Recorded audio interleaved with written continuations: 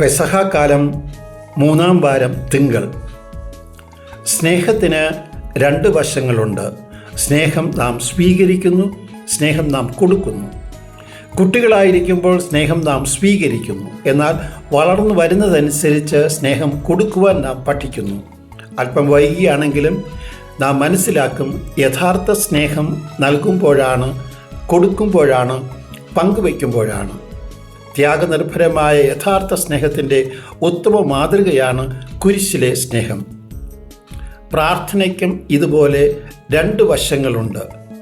ആദ്യ തലത്തിൽ നാം ചോദിക്കുന്നു, കിട്ടുവാനുള്ളവയുടെ ലിസ്റ്റ് അവതരണമാണ് നമ്മുടെ പ്രാർത്ഥന.